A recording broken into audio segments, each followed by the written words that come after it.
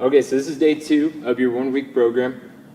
There's a glare. I apologize. The lighting's not as great in here, but I'll tell you each and every single movement on here.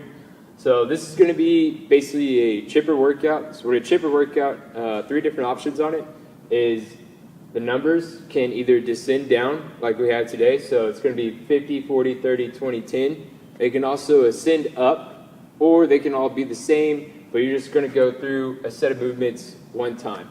All right, so those are 3 different ways a chipper workout can work.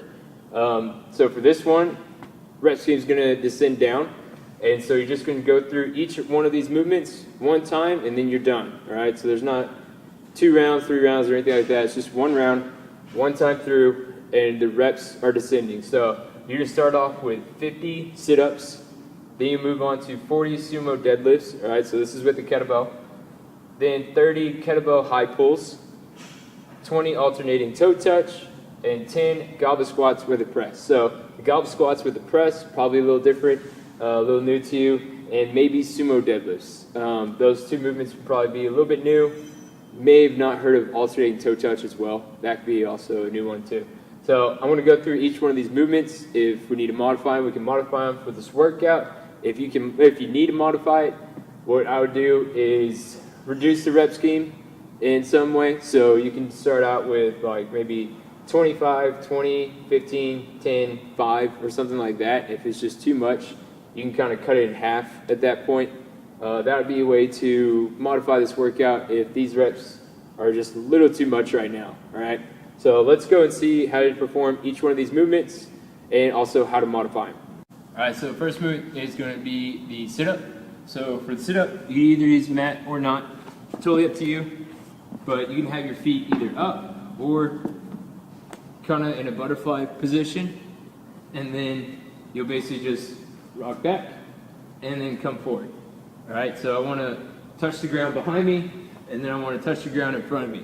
That's basically how you do the sit-up. If we need to modify it, if you're not quite up to the sit-up, you can place your feet, you can touch back, and then you can use one leg to, or you'll place one knee on the ground, one leg up, and then shoot that leg forward to help propel you up, or you can do both legs. So from here, shoot them forward and propel yourself up that way. Either one of those works, but that is how you do the sit-up. Okay, second movement is going to be the sumo deadlift. So sumo deadlift, you're going to use a kettlebell. I'm using a Fringe Sports kettlebell. If you don't have one, or if you're looking for a different one, be sure to visit my website. I'll go over a few of them, but for this one, right now I just have a 35-pound kettlebell. If you're a guy, I would probably suggest 35 to the 53 or so pound kettlebell. And then if you're a lady, you would probably use around 20 to 35, somewhere around there, just depending on how you are. But sumo deadlift, you're gonna have your feet out really wide, all right? So wide legs, feet out, you're gonna point your feet out also really wide. So this is basically like if you're a sumo wrestler, you're gonna get into that same stance. So from here, I'm gonna get into a sumo wrestling stance, and then I'm gonna grab my kettlebell, and then from there, I'm gonna press through my heels and stand straight up, all right? And then we're gonna go straight back to the ground, standing straight up. So I just wanna make sure that I stay on my heels and that my knees go over my toes. They're not caving in this way. If they start to cave in, bring your feet in a little bit. That way you can start to push your knees out even more. All right, but it's wide feet, staying on the heels, and you're keeping that chest up the whole time, and you're just using more of your legs rather than your back this way, right? So I want to squat down, touch, squat back up. Okay, third movement for this workout is going to be high pulls. So this is going to be with kettlebell as well. You're going to get your feet into a squatting position, so just outside your hips, and then we're going to actually squat down and grab the kettlebell. So the kettlebell is going to be right between your feet. You're going to grab here, so my chest is going to be up the whole time, and then I'm going to explode up. So I'm going to squeeze my glutes and everything together, explode up, and then pull and keep those elbows out wide whenever we pull up the kettlebell. So I'm going to come up, explode, and then pull.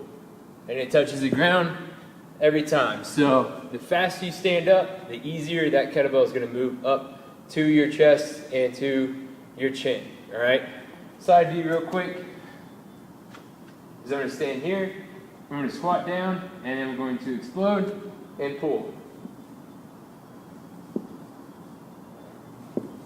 All right, so that's how you perform the kettlebell high pull.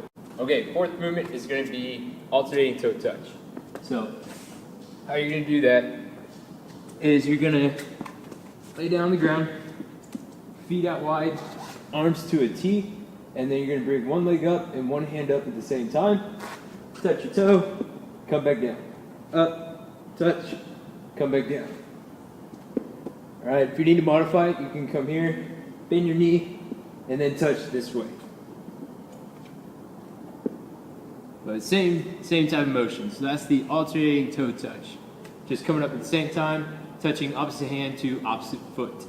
All right, then the last movement is going to be the goblet squat press. So this one, you're going to do basically a regular air squat, but with the kettlebell. You're going to have it close, and then once you get to the bottom of the squat, you're going to press it out and then come back in. All right, so for here, you're going to grab the kettlebell by its handles. You're going to keep it close to your chest. You're going to squat, and then you're going to press, and then stand up. Squat, press, and then stand up. All right, so from side view, have it close. We're going to squat, press, and then come back in, standing up.